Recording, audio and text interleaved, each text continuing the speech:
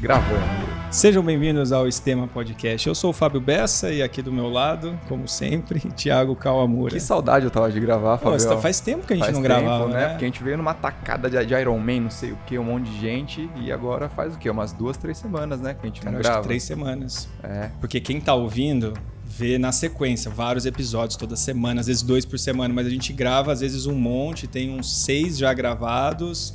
Então às vezes dá essas janelinhas aí de... Será que você sabe ainda o que tem que falar, as coisas? Vamos ver, cara. Vamos ver, né? Vamos ver, relembrar, né? A gente tá em qual parte agora? Agora, sei lá, episódio quase 40 já, né? Esse é mais que 40 Esse já. vai ser mais que 40. Esse é mais que 40, se a gente com não certeza. antecipar, que às vezes a gente antecipa, né? É verdade. Histórias boas a gente... Isso aí. Tem que lembrar de pedir pro pessoal do YouTube, que tá vendo no YouTube aí, se inscrever no canal, né? Clicar no sininho, tanto no canal do vídeo completo, quanto no canal de cortes, né? O Estema Podcast e o Cortes do Estema. A gente vê que muita gente entra, assiste e não se inscreve no canal. Se inscrever no canal é importante. Você tá ficando fera nisso, hein? É, cara, é muito tempo, 40 episódios. Isso aí. E quem que a gente trouxe hoje aí, Fabião? Hoje a gente trouxe Haile Bittar. Eu já falei de uma vez o nome porque tá fresco na minha cabeça. Acertou. Que a gente sabe que... acho que quem ouve sabe que a gente tem um problema com o sobrenome, com o nome, sempre se enrola. E a gente trouxe... Um nome diferente, né? Muito da obrigado. Onde que é esse nome? É árabe. É árabe? É árabe. Pode chamar de Ra, se quiser. Ra. É. Te chamam de Ra. A turma agora me chama de Rai, mas eu prefiro que me chame de Ra, mas eu nunca aviso.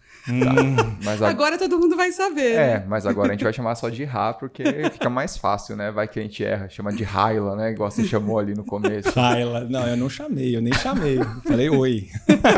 Muito bom, ó. E a Raili trouxe aqui uma cervejinha pra gente, vamos fazer um brinde. Saúde. Eu acho que a gente deve estar com uma fama de cachaceira que gosta de cerveja, né? Pelo menos o Thiago tem, o Thiago já tem. Eu já... Com medo de eu estar também. Eu já desisti da minha imagem já, então deixa pra lá. Obrigada pelo convite. Eu conheci vocês por conta do episódio da Andréa Mustafa, que é uma amiga minha, foi veterana na faculdade, e a gente, enfim, continua com contato desde então, uns bons anos aí. E virei fã de vocês, adorei a ideia do podcast, né? O que mistura pessoas normais, histórias de esporte, histórias de carreira. E daí fui assistindo. Que bom. Então, para mim é uma super honra estar aqui conversando com vocês. Estou muito feliz. Muito legal pra gente também. Bom, a gente quer saber um pouco da sua história aí, como que você começou no esporte, se desde criança, se não, você falou que já correu, agora tá mais no ciclismo, né? A gente nos bastidores aqui, Isso. como que foi isso daí? Na verdade mesmo, eu comecei jogando vôlei. Na escola, com 10 anos, 11 anos, comecei a jogar vôlei. Com 12 anos, eu fui fazer um teste no Palmeiras e fui federada no time pré-mirim do Palmeiras, né? Então, eu joguei dos 12 até os 14, quando eu terminei o ginásio. O time do Palmeiras não ia para a categoria acima da mirim. Eles indicaram se eu não queria ir para outros clubes, me convidaram para ir para o São Paulo e tal, que inclusive é o meu time, de verdade. Mas foi uma época que eu estudava perto do Palmeiras, no Colégio Sagrado Coração de Jesus, na Pompeia, e eu acabei indo fazer o colegial no Colégio Bandeirantes. E aí eu optei por falar, não, o colégio é forte e tal, acho que não vai dar para eu fazer as duas coisas, né? Continuar treinando, o São Paulo é longe, no Morumbi, eu moro na Lapa, o colégio na Vila Mariana não vai dar certo. Aí minha carreira... Foi nessa época que a carreira... Minha carreira acabou. Mas a paixão pelo vôlei permaneceu a vida inteira. E quando, no colégio, no Bandeirantes, eu joguei um pouquinho e tal, mas não tinha muito campeonato e tal. Quando eu entrei na faculdade, aí na faculdade é muito forte, muito né? Forte, Atléticos, esportes, jogos jurídicos e tal. Aí voltei a jogar e segui lá. A gente fala que pode jogar até o 7º ano, né? Então, depois que eu me formei, eu ainda me cadastrei para estudar especialização em Direito do Trabalho. Para continuar estudando. Para poder continuar jogando vôlei. Para continuar jogando. Só para isso. E aí, depois que aí terminou, não dava mais, terminou o 7º ano. E eu me formei falando o seguinte, não, terminei Direito, mas agora eu vou estudar Filosofia, depois eu vou estudar Sociologia, depois eu vou estudar História. Com essa ideia na cabeça. Aí eu entrei na Filosofia. Logo Fiz na o sequência vestibular do de direito. novo, uns 2 anos depois que eu terminei o direito. E, na verdade, que eu terminei o 7º ano, tal, né? Que era... eu fiz vestibular na FUVEST e entrei na faculdade de filosofia. E jogou. Aí joguei na FEFELESH. Caramba! Foi muito legal essa época. Mas não consegui conciliar a faculdade de filosofia com o trabalho, né? Ah, imagino. Aí nessa época, quando eu entrei na filosofia, eu já estava trabalhando na Tishman Speyer, que é onde eu trabalho até hoje. Né? Eu trabalho lá há 18 anos. 18 anos, a idade do Thiago. E um pouquinho na mais. Care, né? Na Care. E aí eu não consegui conciliar, eu fiz 1 ano de filosofia e terminei por aí. Mas ainda segui amiga das meninas da FEFELESH, a gente jogou vôlei. E depois a gente montou um time da OAB de vôlei, então de amigas que eram da São Francisco, outras faculdades, jogamos. E hoje eu jogo no Master do Clube Alto de Pinheiros. Que legal. Mas eu joguei até o comecinho desse ano. Aí eu optei por suspender o vôlei, porque o ciclismo tomou um espaço muito grande na minha vida, né? Então eu dei uma suspendida, porque com a idade que eu tô, com a vida que eu tenho... Fica meio competitivo o esporte ali também, né? Não dá pra fazer tudo, gente. Não dá pra ser Mulher Maravilha. Vai então que dá uma machucada ali no vôlei, né? E interrompe o ciclismo. Fazer escolhas, né? Então esse ano, esse semestre, pelo menos, é mais o ciclismo mesmo. Aí joguei vôlei, o vôlei me acompanhou a vida inteira, né? Jogava que posição? Jogo de meio, central. Caramba, de central. Ó, que legal. E... Ganhou uns jurídicos lá? Ganhamos. Eu vou te falar, a gente mais perdeu do que ganhou. Tudo bem, mas a gente conta as vitórias. Conta só as vitórias. Mas a gente ganhou já. Acho que foi no meu 5º ano a gente ganhou jurídicos. E tinha muito jogo, né? Tinha Interusp. Interusp a gente ganhou o vôlei de praia, eu e a Juliene, que é uma amiga minha que hoje é juíza. E joga até hoje também, tá no time da APAMAGIS, que é a Associação da Magistratura. Caramba. E a gente ganhou da medicina. Eu vi a Rafa falando dos intermédios que ela fez e tal, que o pessoal da média era muito forte no Interusp, era também. Medicina e engenharia, né? Super fortes eles são. Foi no nosso ano de calouras que a gente ganhou. E a gente até hoje, a Juliane, me formei há mais de 20 anos, né? A gente, já encontrei com ela no fórum, inclusive, num caso que a gente teve. Minha eterna parceira. Fica, né? Uma amizade. Fica, com certeza. Muito forte. E aí, como é que começou, então, o ciclismo? Terminou aí essa aí saga terminou, aí o vôlei foi isso que vôlei. Seguiu, né? Na verdade, antes do ciclismo, eu comecei a correr há 12 anos, mais ou menos. Eu tenho 2 filhos. Eu tenho um filho de 12 anos e um filho de 8 anos. Quando o meu primeiro filho nasceu, eu treinava o vôlei, a gente tinha um time autogerenciado e tal, essa história de OAB, a gente jogava com umas meninas da área de marketing e tal, a gente mesmo organizava, contratava técnico, quadra e jogava. Só que a gente treinava à noite. Então, quando meu primeiro filho nasceu, eu tentei voltar a voltar com elas, mas estava puxado para mim, porque eu trabalhava de manhã e falava, putz, não dá para eu chegar em casa, ir para o vôlei, se eu não vejo meu filho, né? Muito bebezinho ainda. Então, eu suspendi, uma dessas fases que eu suspendi o vôlei. O meu marido, vendo essa situação, já tinha corrido uma maratona do Pão de Açúcar, 5 quilômetros, com o pessoal da empresa. Ele falou, vê o que você quer fazer de esporte, mas você tem que fazer alguma coisa, porque você está ficando triste. Essa história de você só trabalhar e ficar aqui... Do filho. Essa pessoa não é você. Ele foi muito hábil, ele assim, percebeu sabe? ali que você não estava... Vê se você não consegue alguma coisa de manhã, quiser ir para academia. Eu fico com o Pedro para você poder treinar. Pode contar comigo, tal. Aí eu fui pesquisando e vi que tinha assessoria de corrida no Vila Lobos. Era MPR. Aí comecei a treinar com a MPR. Você lembra com quem que você treinava na época? Então, eu vejo o pessoal falando... Eu acho que era o Emerson, mas eu não tenho certeza. É um cara que já foi para Kona várias vezes. É o Emerson. É o Emerson. Com certeza. Então, era ele, E aí comecei a correr 10 quilômetros, São Silvestre e tal. Gostava. Para mim estava ótimo. Era uma coisinha bem pontual. Foi ficando mais feliz?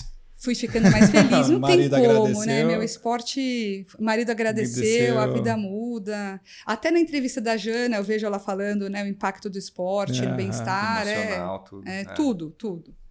Aí depois ainda voltei, aí eu organizei a vida, voltei pro vôlei, continuei correndo e jogando vôlei. Aí tive meu segundo filho, parei de novo de correr quando eu engravidei e tal. Quando eu fui voltar, a MPR não estava mais no Vila Lobos. Quando meu primeiro filho nasceu, a gente comprou um título no Clube Alto de Pinheiros. Porque a gente gosta muito de esporte, meu marido na época jogava futebol e tal. Falou, não, a gente quer que os nossos filhos tenham essa vivência. E aí, o clube tinha uma parceria com a Ranfan. Entendi. E tinha lá no Vila Lobos. Aí da MPR eu migrei para a Ranfan. Aí comecei a treinar com a Ranfan. Meu marido ia comigo para a USP correr, mas ele não queria fazer assessoria. Ele só ia correr, entendeu? Eu vou para a USP, ele ia comigo fazer o treino comigo.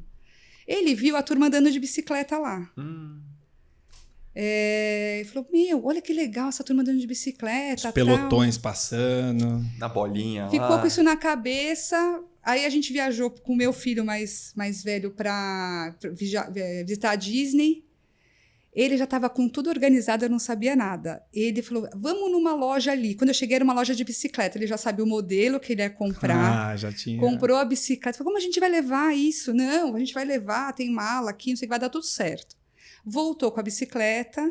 Falei, Flávio, não dá para você fazer o ciclismo como você faz a corrida, meio na louca. Você precisa de um grupo, tal, até porque é perigoso, né? Pedalar sozinho em São Paulo, né? Aí ele falou, tá bom, então entrou na Ranfan.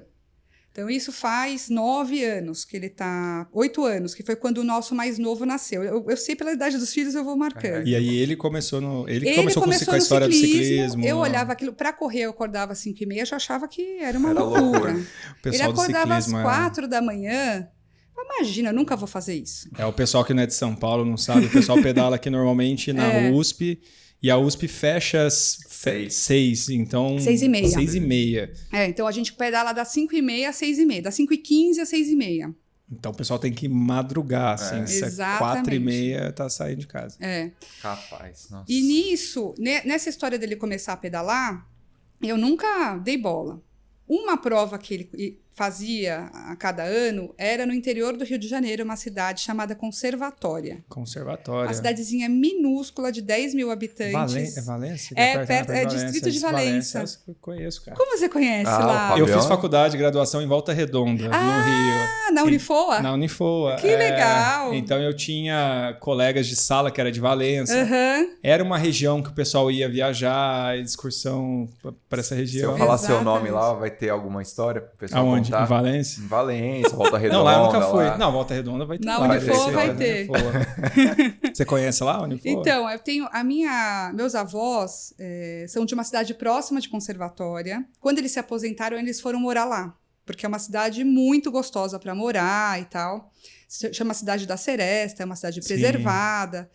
E então eu passei todas as minhas férias e todos os feriados da minha infância lá. Então você conhece tudo lá. Minha mãe é muito grudada com a família e a gente ia para lá, não tinha escolha, sabe? Então eu tenho uma história maravilhosa com a cidade. Quando o Flávio foi fazer a prova lá, primeira vez, eu falei, que legal.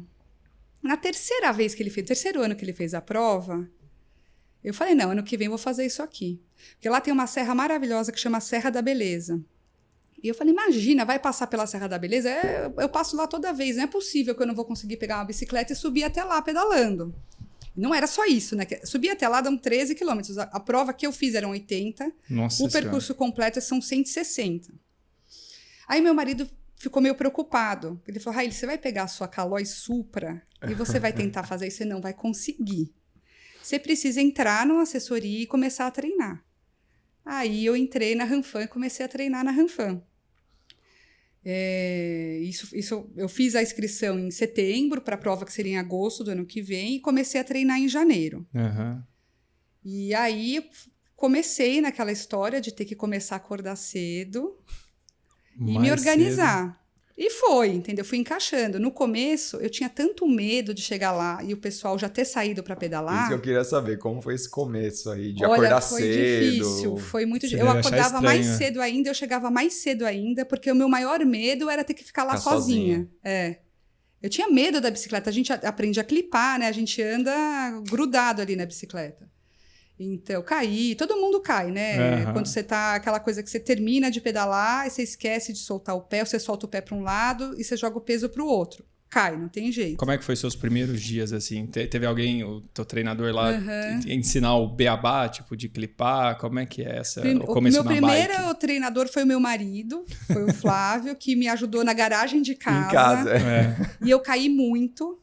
E eu falei, tá errado esse jeito que você tá me ensinando e tal. Não, é assim mesmo e tal. E aí depois na Ranfan tem o Silvio Camargo, que é um treinador que não tá mais lá, tem a assessoria dele e tal. Ele me ajudou pra cá. Primeiro ele falou, não, vai de tênis primeiro, deixa eu te ensinar a trocar marcha, deixa eu te ensinar a frear, fazer curva, aí a gente vai passar pra sapatilha.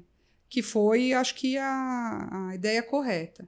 E foi interessante porque do Silvio, como eu treinava, meu marido treina terça e quinta, e eu treinava quarta e sexta.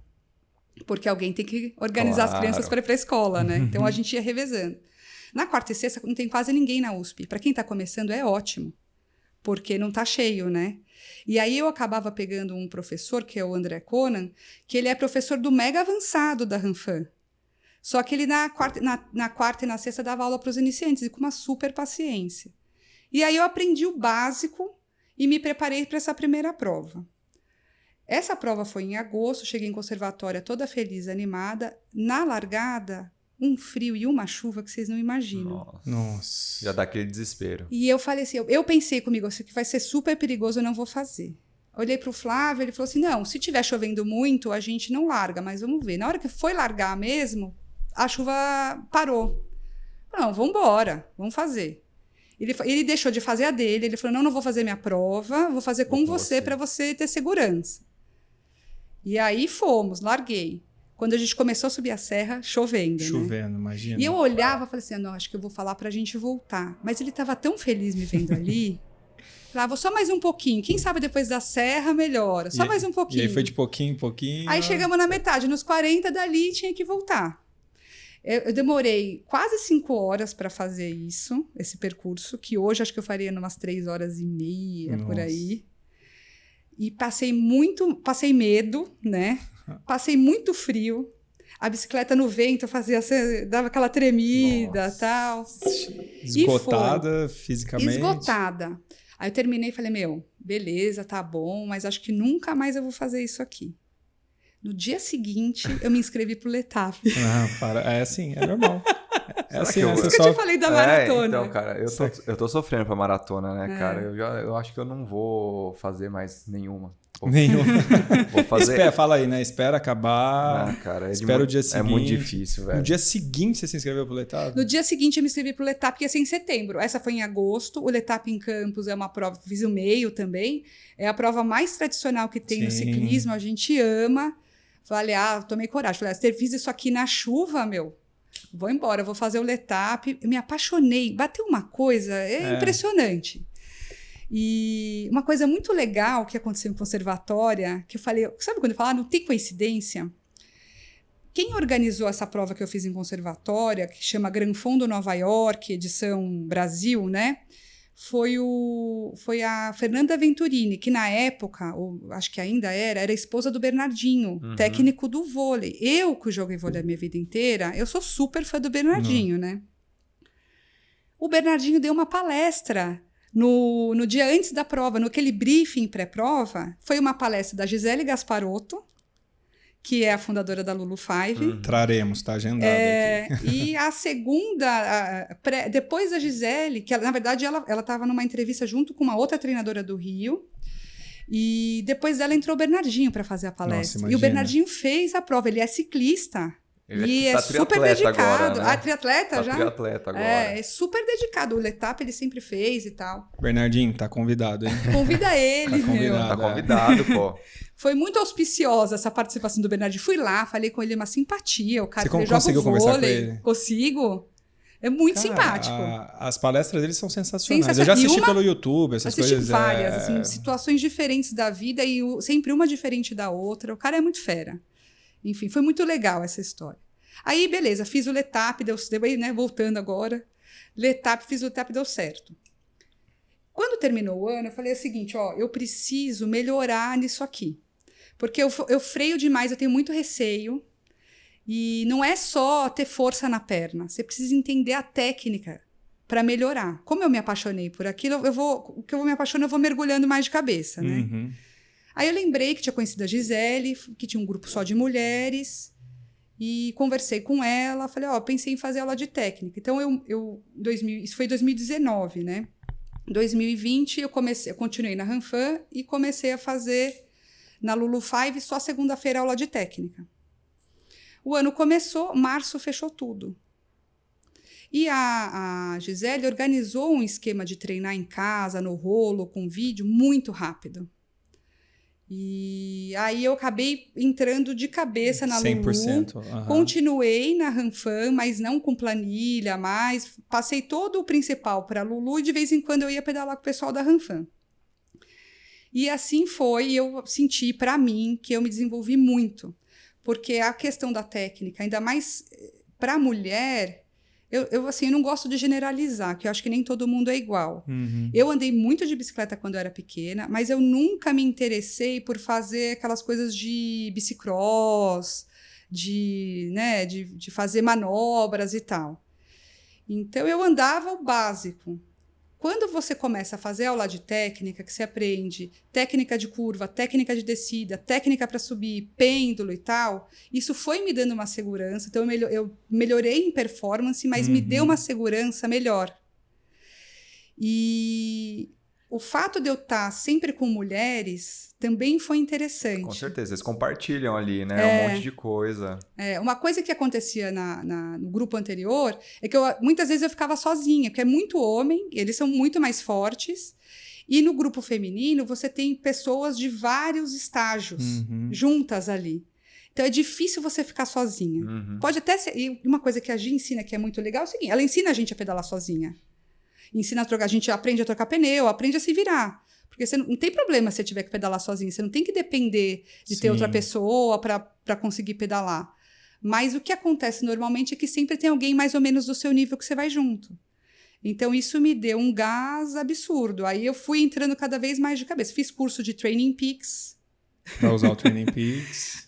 Assim, o curso que eu fiz junto com os professores, entendeu? Super técnico ali. Bem técnico e adoro. Eu tô pensando em fazer... precisando aí, ó. A consultoria de... curso, eu tô pensando agora em fazer um curso do método Solac, que eu fui pesquisar e tal, que é um método de treinamento e tal, vou ver. Ouço tudo, comecei a assistir todas as provas. Conhece tudo de bike. Li muita coisa, regra até de prova, assim, eu sei bastante, não sei tudo, porque é muito amplo, tem muita coisa para aprender, mas sei bastante coisa. Ixi, CDF do ciclismo, Aí, esses anos foram passando, agora a gente, em 2022, fui evoluindo mesmo no ciclismo, aí hoje eu treino nas avançadas, né, da Lulu. A gente treina corrida, técnica de corrida, então faz escaleira, que é quando os ciclistas montam aquela chegada para o último sprintar. A gente treina contra-relógio. Gente, é uma delícia. É muito legal. Como é que é uma aula de técnica, assim, que você começou a fazer lá com a Lulu 5? Uma boa pergunta. Como é que é um exemplo, assim? Matérias diferentes, diferentes. Né? Então, um dia a aula de técnica é o pêndulo da subida. Então, a gente vai, por exemplo, na subida do lago ou na subida do cavalo, que são subidas, lugares específicos lá dentro da USP, e a gente tem que seguir a instrução da professora, como vai fazer o pêndulo, joga o corpo para frente, você está jogando a bicicleta demais, ou você está jogando de menos, está muito para trás, muito para frente. Então, ela vai corrigindo esses movimentos e quanto mais você repete, mais você vai aprendendo. Curva, levanta a perna de dentro da curva, né? Porque se você tiver com a perna de dentro da curva baixada, além de você não fazer na aerodinâmica, você pode bater o pedal no chão.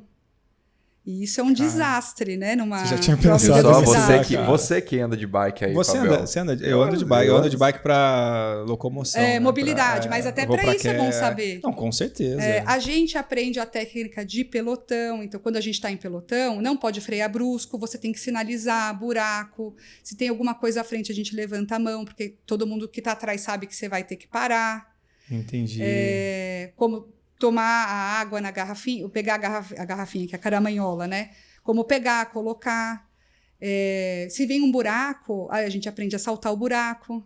Caramba. Cara, importantíssimo, né? Importantíssimo, Você falando assim, eu nunca nem parei pra pensar, porque eu não treino bike, mas Uhum. é importantíssimo, né? Claro que é. Saltar a lombada, vida, né? como passar na lombada, na descida, qual a posição do corpo. Aí você lembrou da Hailey lá em conservatória, né? Acho que falou, nossa, eu não sabia nada ali, né? Exatamente, não sabia nada. Correu risco nada. de vida lá. E a gente vê as pessoas pedalando, tem gente que é muito forte, que pedala muito forte, mas às vezes a gente vê pedalando, dá nervoso de ver fazer a curva com a perna trocada, dá vontade de avisar. Quando vê umas fotinhas assim, né? Eu já vi a galera falando, mas eu não sabia por quê. Agora eu já tô sabendo. E aí a gente, às vezes, avisa, às vezes não tem essa liberdade de avisar, deixa, né? E, enfim, é uma delícia. E aí você fala assim, já fiz muito essa aula, não tenho, né? Tem sempre o que aprender. Sempre que você repete a aula, você descobre um ponto novo que... em tudo, né? Em todos os esportes, toda essa questão de técnica, sempre tem alguma coisa para aperfeiçoar, para melhorar. Algum movimento que a gente, né, pode melhorar. O que a gente mais gosta é a aula de sprint. Você sabe o que é o movimento de sprint? É quando você vê uma prova de ciclismo, é naquela hora da chegada, que o cara dá aquele máximo dele. Eles normalmente, né, fica todo mundo em pé, sacudindo a bicicleta. Vai para um lado e para o outro aqui. Exatamente. Aquela imagem... É maravilhosa. A bicicleta praticamente deita aqui, assim, né? E nas nossas aulas de técnica de corrida, muitas vezes são 3 voltas e a última é a chegada. Tem um ponto da chegada lá. É a gente fazendo sprint. Se sente, né? Profissional do negócio. Numa dessas, eu me inscrevi numa prova da Federação Paulista, né, de ciclismo no ano passado, que foi a prova de abertura. Estava tudo fechado, não tinha prova, tal. Quando abriu, a Gia ainda mandou no nosso grupo, falou, vai ter prova da federação. Mesmo que vocês não sejam federadas, se vocês quiserem ir para ver como é a prova, pode se inscrever, tem uma categoria open para não federadas. Eu falei, quer saber? Vou lá ver, né? A gente faz esses treinos aqui, de repente é a mesma dinâmica lá. E fui fazer a prova, gente, que delícia. Sabe o que é legal? Quando a gente faz a prova de corrida, uma vez eu fui numa prova de corrida, tava o Vanderlei Cordeiro de Lima, lá, a gente foi lá, tirou foto com ele, mas é uma coisa assim, é ele lá, né? A gente aqui e tal, ele foi super simpático, mas você não tem acesso, porque é uma prova que tem muita gente, né? Uma prova de ciclismo da federação, ou um Letap, que os profissionais vão, um giro, que vai todo mundo, a estrutura é pequena. Por mais que tenha muita gente, você tem, sei lá, 1.500 pessoas. Você fica muito perto dos profissionais, dos ídolos, entendeu? Na prova da federação ainda, nossa, é muito legal. Você tá perto dos caras, você vê do seu lado passando. O Wagner falou isso, né, do triatlon também, que você faz a prova com os caras com ali do lado, não sei o que e tal. Então, você tem esse contato mais direto, né? Diferente do futebol, do basquete, cara, que você... Quando que você vai jogar no Maracanã, por exemplo, né? Essas aulas que a gente faz, né, de técnica de corrida, eu acho um super privilégio, porque as nossas professoras são as mulheres da elite do ciclismo, dando aula pra gente ali. Exato, legal demais. Puta insight, né? Dar esse tipo de conteúdo para os alunos é um super diferencial, né? Você chegou por esse caminho, né? No começo só técnica e hoje é aluna. Eu sou aluna e a gente fala, meu marido fala, é meio uma seita, a gente vai mergulhando de cabeça ali.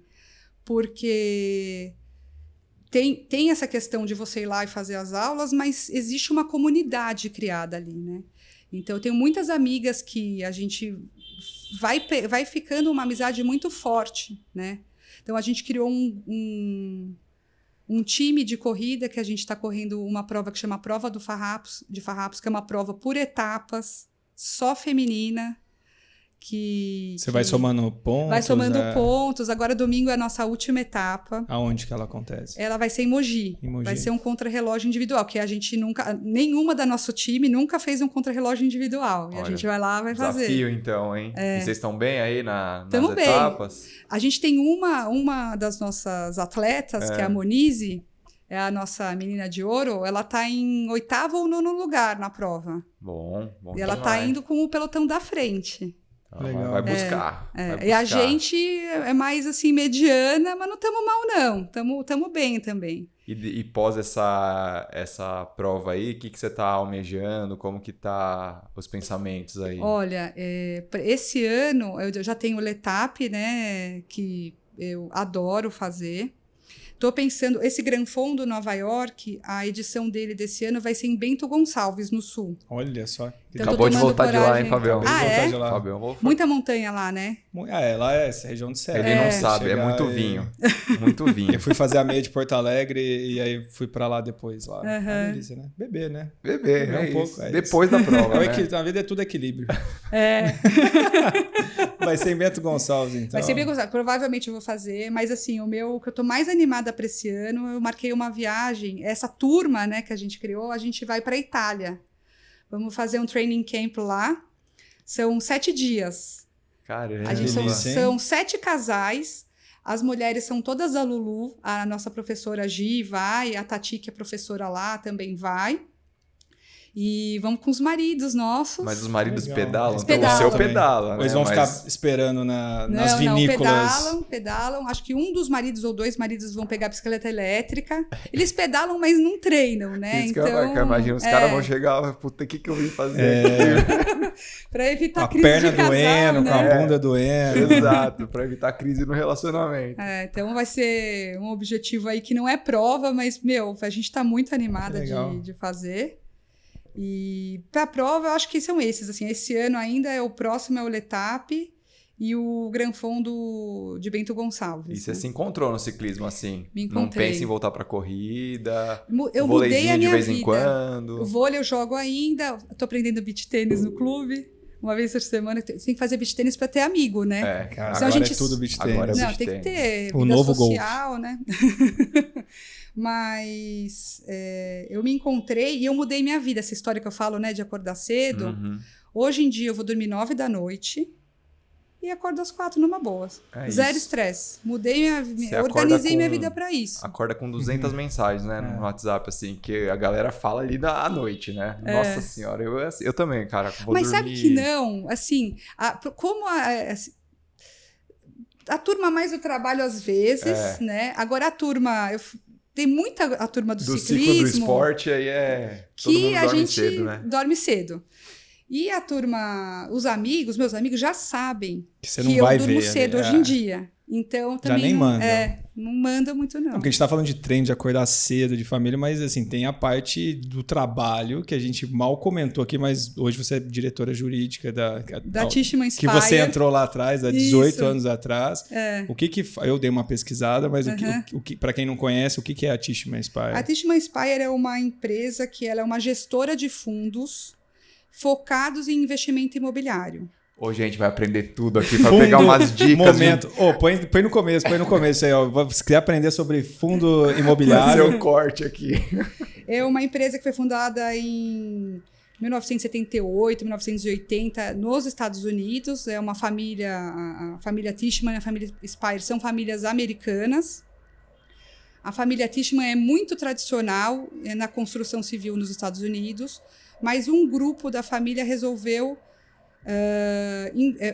focar não só na questão da construção, sair um pouco do business da construção em si e ir para o business do investimento imobiliário.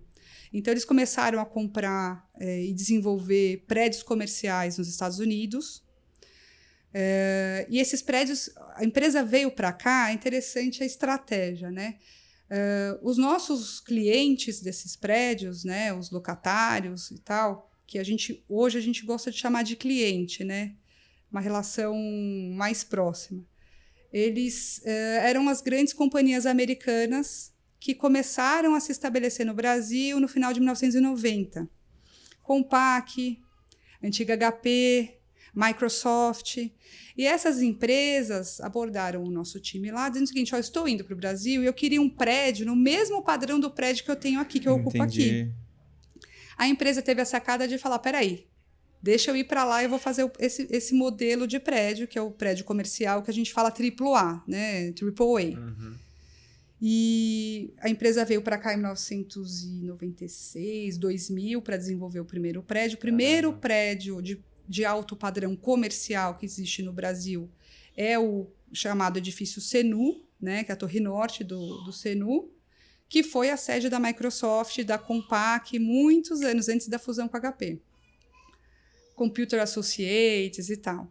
E aí, fazendo esse primeiro prédio, a empresa estabeleceu um time no Brasil, veio com a ideia de falar o seguinte, eu não tenho como ter um time americano para fazer negócios num ambiente que tem a sua própria cultura. Então, contratou um time local para fazer esse desenvolvimento.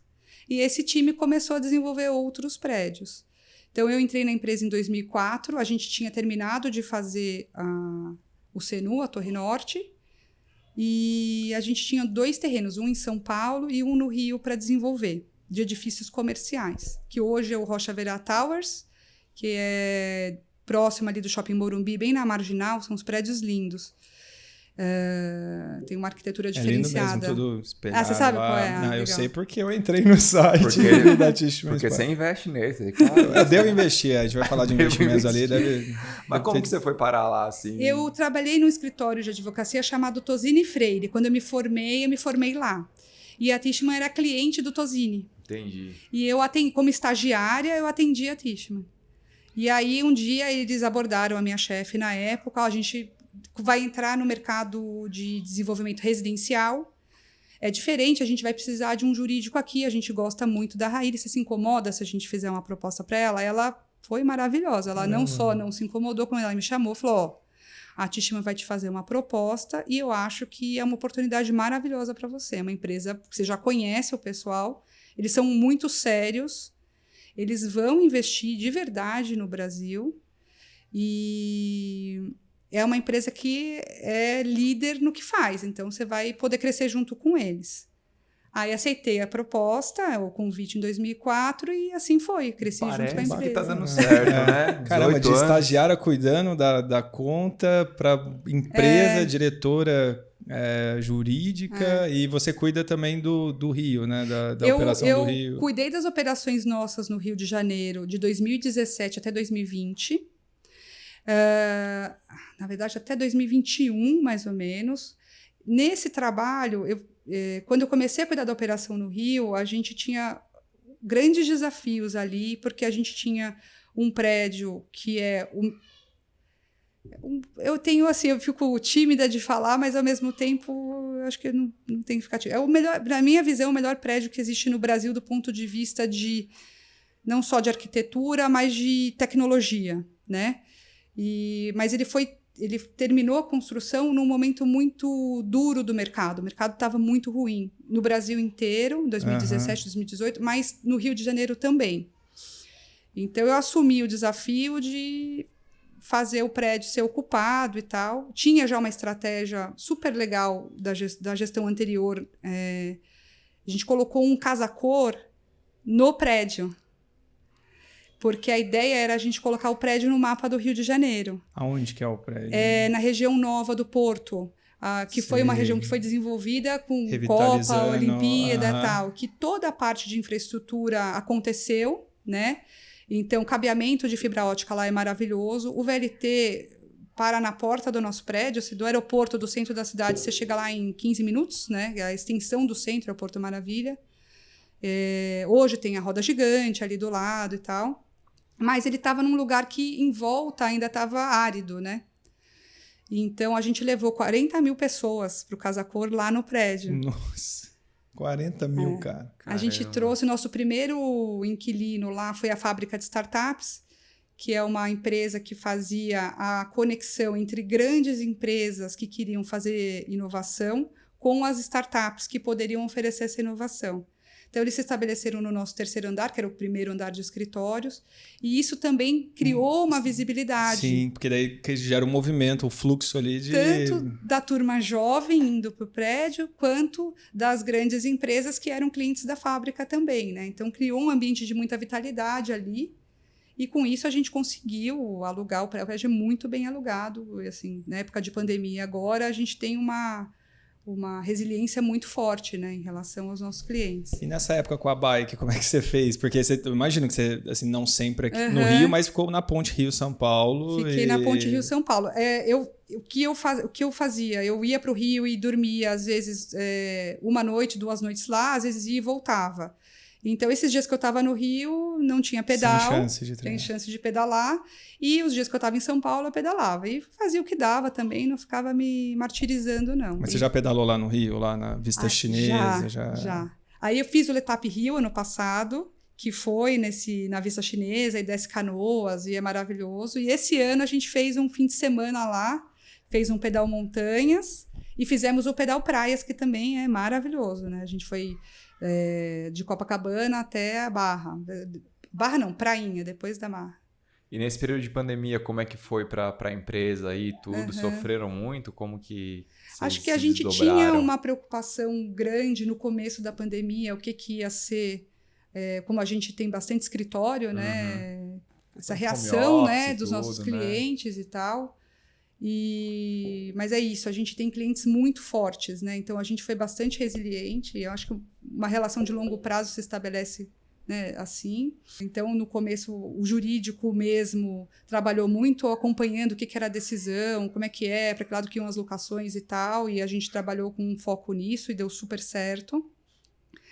E a preocupação que a gente tinha no residencial, na verdade, aconteceu uma coisa muito interessante no mercado. Com a pandemia, os juros caíram de uma forma muito forte, né? Então, deixar o dinheiro no banco, para quem tem dinheiro para investir, era uma decisão ruim, porque você deixava lá, não rendia nada. Então, muita gente comprou imóvel. Então, o que a gente tinha de projeto residencial durante a pandemia, que a gente tinha uma preocupação também, na verdade, a gente vendeu muito bem. Então, deu tudo certo. E o que a gente tem visto hoje, nas análises que a gente fez de estudo, como é que ia ser, work from home, não vai ser e tal... E a gente falou, não, as pessoas vão voltar para o escritório, vai acontecer isso. Pode ser que exista um modelo híbrido, você ficar um dia em casa, 2 dias em casa, mas a convivência de time é muito importante. Para vários modelos de negócio, faz muita diferença você estar com o time reunido para criar junto. Fisicamente. Resolver problemas é muito diferente de você fazer na tela. A gente não consegue focar tanto tempo na tela como a gente foca quando a gente está numa reunião presencial. Total. E isso está acontecendo também, né? Então, o que a gente fez foi pensar o que a gente tem que fazer nos nossos edifícios para que ele seja atrativo e para que ele seja interessante, para que as pessoas queiram ir para o prédio. Sim. Entendeu? Então, a mudança do mercado é essa. Eu deixo de ser, a gente fala, essa relação de tenant, ela é uma coisa meio feudal, assim, sabe? Você tem que sair desse modelo que você é só o dono daqueles tijolos, Você tem que entregar muito mais para o seu cliente. O que é a vida? O que aquele prédio oferece? O que é o ambiente em volta? Né? O que a pessoa vem aqui, ela tem onde comer? As pessoas gostam de se encontrar onde? O que tem de evento? Né?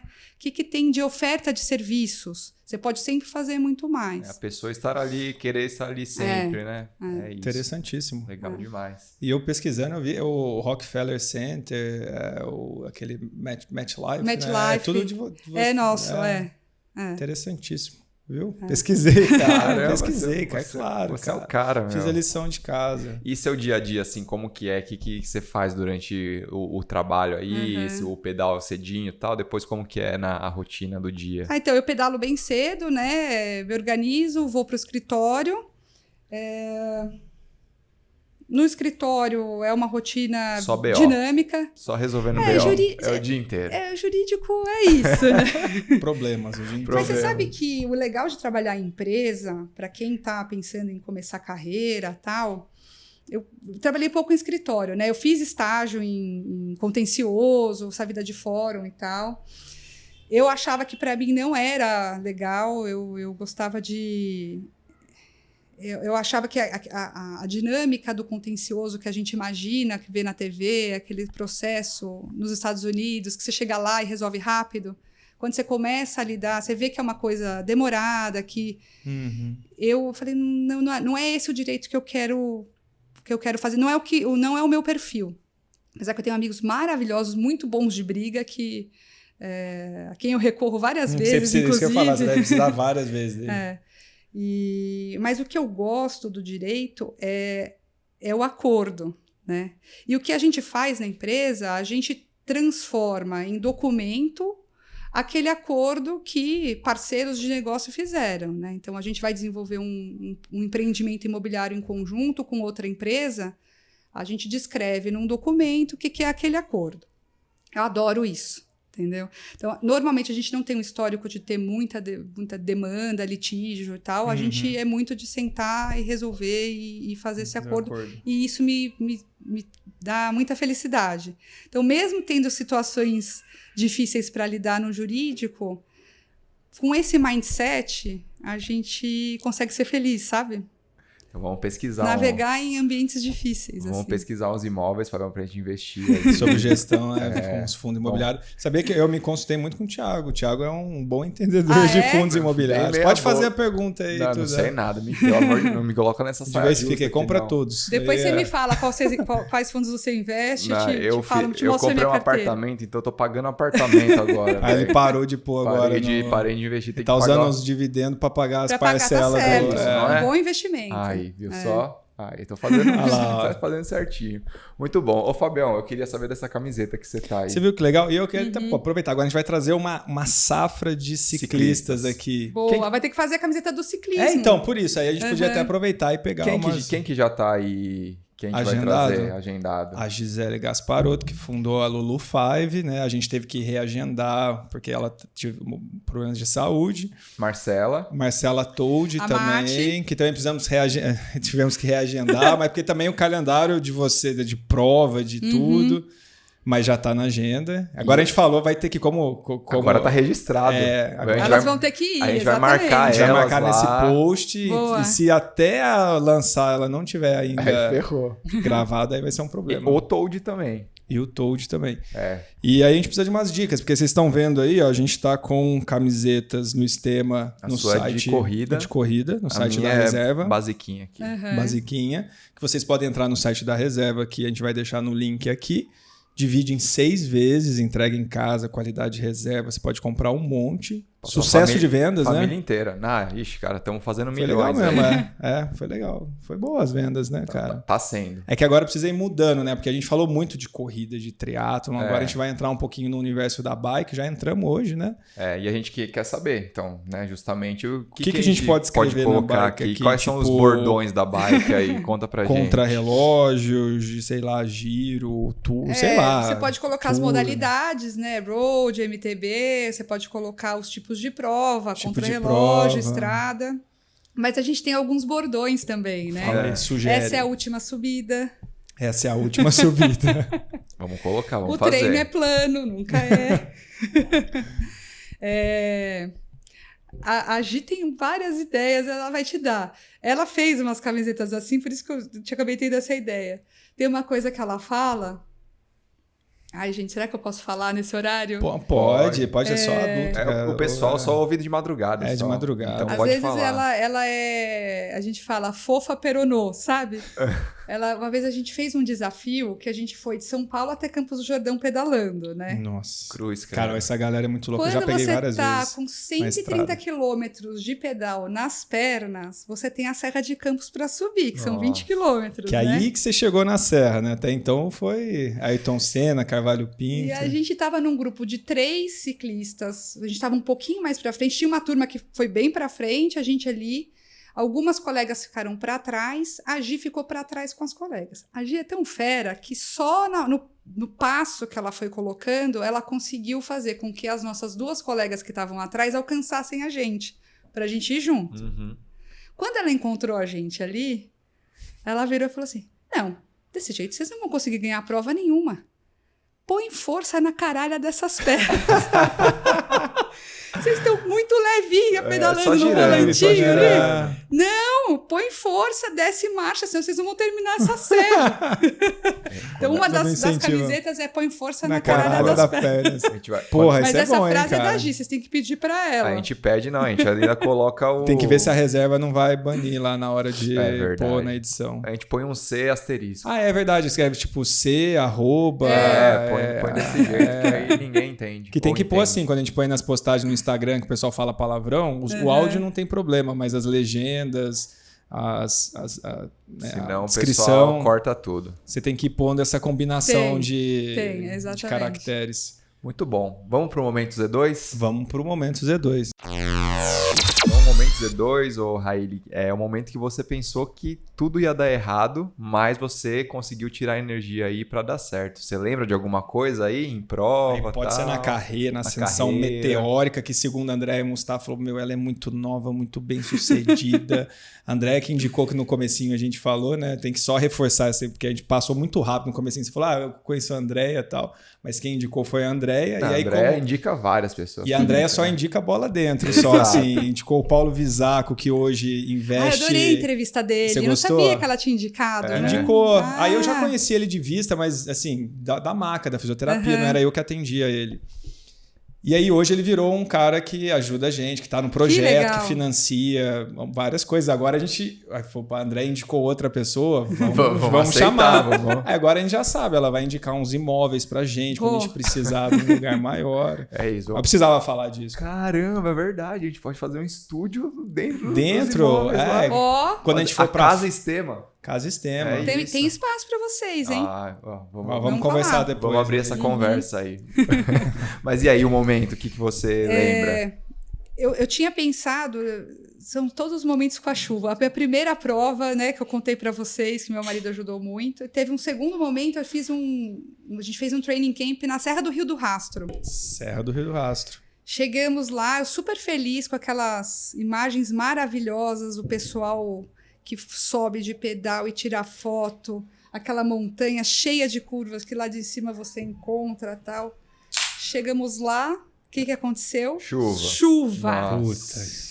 Eram 2 pedais. Um era para descer e subir a Serra do Rio do Rastro e o outro era para ir no tal do Morro da Igreja, que é um pedal mais difícil que a Serra do Rio do Rastro. Primeiro dia foi o Morro da Igreja. Fomos fazer, chegamos... Até lá... Estava nublado, mas não estava chovendo. Começamos a subir e eu já pensei o seguinte, não, se tiver chovendo eu não vou subir esse morro, porque isso aqui eu não sei se eu vou dar conta. Começamos a subir sem chuva, beleza. Quando estava faltando 4 quilômetros para chegar no final da serra, que é um morro, mas na verdade é uma serra, uma chuva que vocês não imaginam. O negócio era muito íngreme, muita chuva, muito vento, muito frio, e eu só de jersey, sem um casaco. E aí, nesse momento, eu já estava sozinha. Alguns colegas que foram juntos, e eu fui com a turma da Ranfan nesse pedal, ficaram para trás. Uma outra turma, inclusive o meu marido, que é mais forte, foi para frente. E eu sozinha lá. Nesse dia, estava rolando um pedal, uma turma que chama Fodax, uma coisa assim, é uma turma que Fodax vai de Orleans, eles vieram muito mais longe, tipo da praia lá de Santa Catarina, subiram a Serra do Rio do Rastro e foram até o Morro da Igreja pedalando. E aí essa turma, vários foram passando por mim, tem um que grudou lá do lado e falou, não, vambora, me deu um gel lá na hora. Que legal. E me deu um gás, fui embora. Quando faltava 1 quilômetro para chegar, eu vi meu marido voltando. Falei, Flávio, pelo amor de Deus, me ajuda. Ele falou que olhou para mim e falou o seguinte, não, ela vai conseguir chegar até o final. E ele, desesperado, morrendo de frio e tal. Também. Pode ir, que só falta mais um pouquinho. Desceu, foi embora, me largou e eu fui sozinha até o final. Ele não completou. E não, ele completou. Ele aí, foi até o final, só que ele estava voltando, entendeu? Entendi. Aí... acabou que assim, cheguei lá em cima, xinguei ele pra caramba, porque a sensação que eu tinha quando... falta só mais um pouquinho, achei que faltava 200 metros. Um pouquinho, e não era 1 quilômetro, quando você tá sofrendo ali, é muita coisa, né? Muito. Mas maior alegria do mundo, né? Consegui chegar lá no topo e preocupada com a volta, né, também. Falei, vou descer essa montanha aqui nessa chuva. E a descida é mais frio ainda, né? Porque a velocidade... Acabou que esse cara que me deu o gel, que já estava lá em cima, me arranjou casaco. No final das contas, a turma que fez o Fodax, eles todo mundo subiu para buscá-los, porque terminava lá em cima a prova deles. Arranjaram carona para mim e mais 3 da Ranfan que vieram atrás de mim. Então, ainda desci, cheguei antes do meu marido no final. Caramba. A galera já sabia, já tinha estrutura lá. Agora eu entendi, porque você falou que nada é por acaso. Tanta coisa que aconteceu na sua vida aí. Né? Pois é. Mas não tinha Z2 naquela época. Não tinha Z2, Olha, né? meu, Agora eu vou tem te Z2. falar. A sacolinha sua ali. Oba, tô Pode- super A gente feliz. agora Pegar tá aí, com uma ó. sacola que o meu sogro faz sacola lá em Aham. Cruzeiro, o pai da Tati. E aí ele viu a gente com a sacolinha que o Vitor dá pra gente, né, da Aham. Z2, e falou: "Não, eu vou fazer uma sacola do Estema Nossa, pra tá vocês". linda, né? Ficou bonita, né? Super sacola. Pessoal de podcast que quer sacolinha, manda aí o Manda direct, direct. que Você aí a tem um gente fornecedor, né? temos um fornecedor no interior, Olha. baratíssimo, a partir de 10 sacolas. Você já, Que legal. já tomou o Z2? Já? Então, você sabe, eu tenho uma amiga que chama Roberta Gaia, É. que é da nossa equipe de ciclismo, e ela me passa todos os bizus, né? É.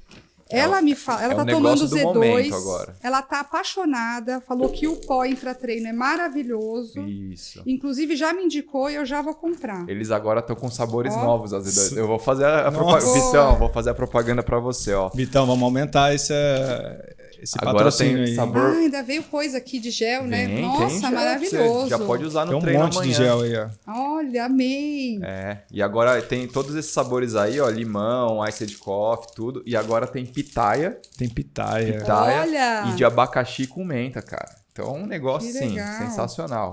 Então, sabores novos aí. Obrigada, Um gente, negócio amei. assim sensacional. Sensacional. Always chasing, Z2. Always chasing. Always chasing.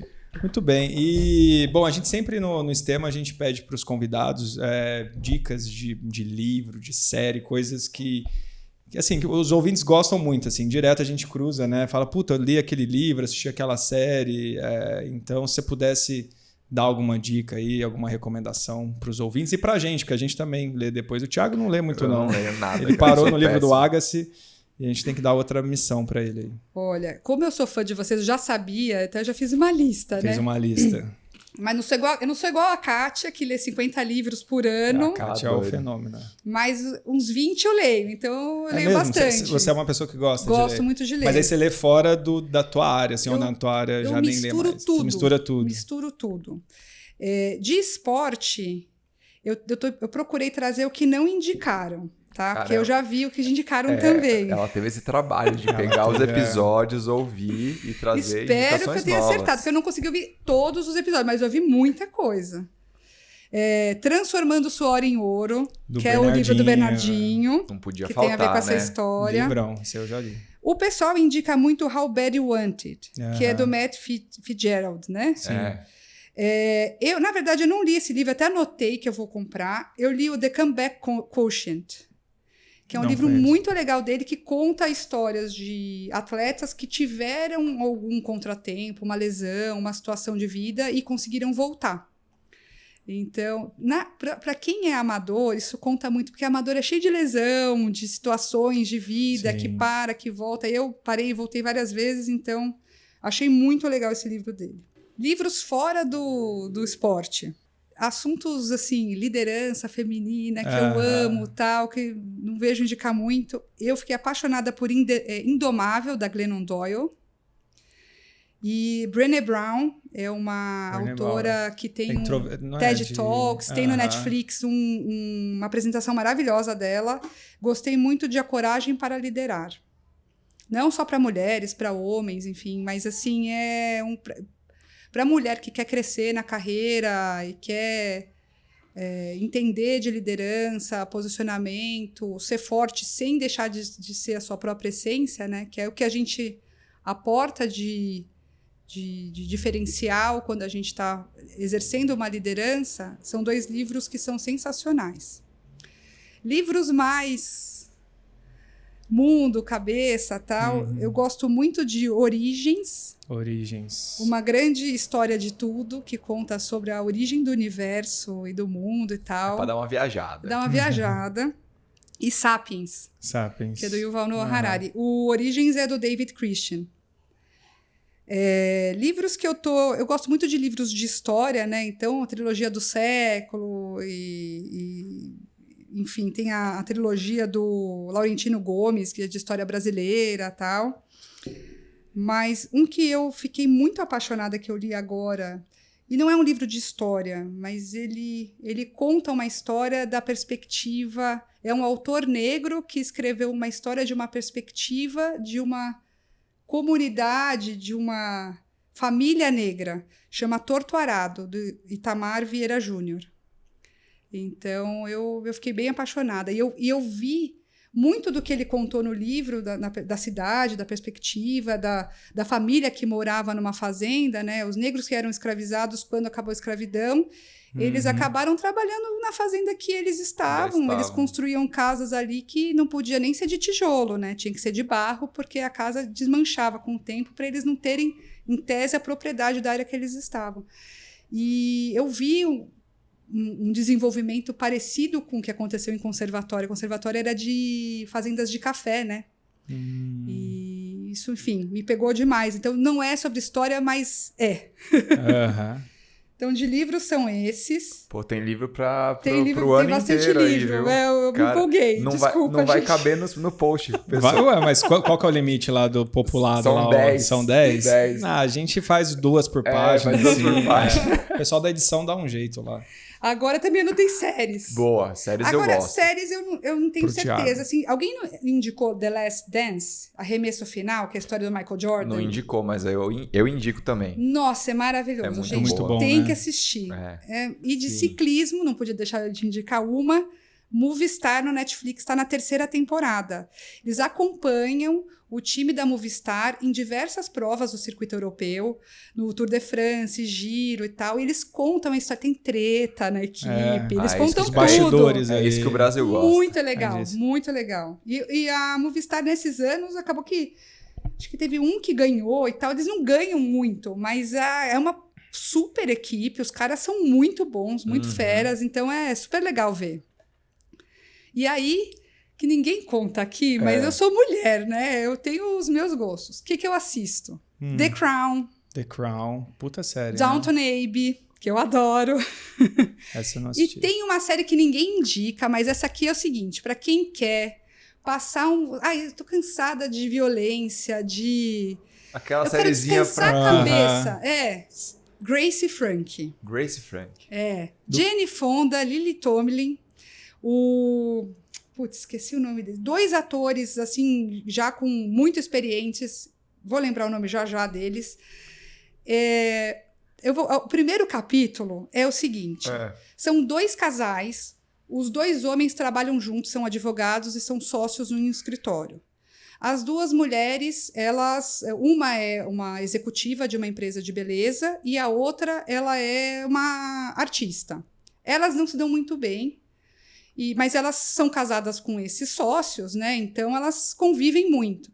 Inclusive, eles têm uma casa em conjunto na praia, lá na Califórnia.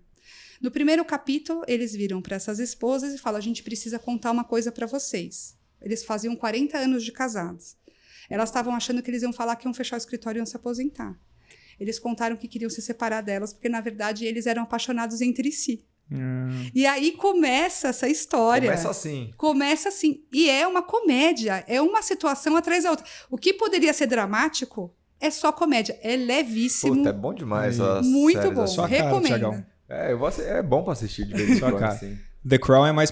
eu assisti, não as últimas... Porque voltou meio à tona agora quando eles lançaram os últimos episódios lá da... A última temporada, A última temporada, Mas eu lembro que é um pouco mais pesada, mas ela é muito bem feita, né? Assim, é demais. A imagem, a fotografia, aonde eles gravaram. E aí tem toda aquela coisa do sotaque britânico, aquela formalidade, aquela situação pesada. É uma puta série, cara. Essa eu não assisti ainda. Mas recomendo. Tem várias pra assistir. Pô, legal.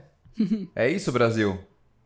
É isso. Fechou? Nossa, muito bom. Valeu. Obrigado por ter vindo aí. Obrigada mais uma vocês. vez. Se você quiser deixar alguma mensagem pro pessoal, indicar pessoas para virem aqui, Não, já vou deixar indicar. um recado pra Gi, que vai vir aí, que sua treinadora. Não, eu acho que para a Gi vale muito a pena, como vocês estão falando de esporte e carreira, eu acho que assim, vale entender um pouco da carreira anterior da Gi, mas vale vocês entenderem o empreendedorismo dela na Lulu. A Lulu é muito mais do que treinamento de ciclismo. Ela vende roupa, ela organiza eventos, ela organiza curso para aprender a mexer na bike. Muito mais que só uma assessoria, É muito né? mais. Ela está desenvolvendo óculos com HB. Que legal. Top. Ela está desenvolvendo produtos. Uhum. Tem Lulu em Alpha, tem Lulu agora em Miami. Eu vi que foi a primeira volta lá das meninas lá. Ela criou um sistema que alunas mais antigas, a gente faz uma mentoria com mais novas. Legal. Tem tanta ideia legal de empreendedorismo e de crescer de forma orgânica, de um modelo diferente daquele que a gente está acostumado a ver nas faculdades, sabe? Uhum. O que a gente vê nas startups mesmo, é interessante ver como ela cria, sabe, o ecossistema, tal. Tem muita coisa bacana para quem é do mercado e quer pensar de forma inovadora. Ela tem muito a acrescentar. Minha dica para vocês é puxa esse caminho, que vocês têm muita coisa. E ela não falou disso, ninguém puxou isso nos outros podcasts. Vamos tentar puxar um pouquinho disso. Mas bom que esse episódio provavelmente a gente vai gravar com a Gisele antes de lançar esse, né? Porque daí você não vai dar deixa para outros, né? Fazer essa pergunta para ela. Não, exato. Então a gente já vai estar na sequência ali. Acho que é a Raíl e depois logo depois é a Gisele. Informações privilegiadas aí. Muito bom. Obrigado de novo. Valeu, obrigada a vocês. Isso aí. Demais. Fabião, sabe o que a gente esqueceu de falar? O quê? Dos membros do Stem. Os membros dos Stemmers. Stemmers. Então, se você quiser ajudar a gente aí, né? Tem o Catarse, também o link da descrição, tá na descrição aqui do vídeo. E aqueles recados de sempre, né? Quais recados? Sigam a gente nas redes sociais, no Spotify aqui, clica em inscrever-se, bate o sininho, classifica 5 estrelas. No YouTube, mais uma vez, também inscreva-se no canal, dá uma curtida, deixa seu comentário. No Instagram, @StemaPodcast. Fábio Bessa, Tica Almura. Até o próximo episódio. Valeu. Valeu. Muito bom.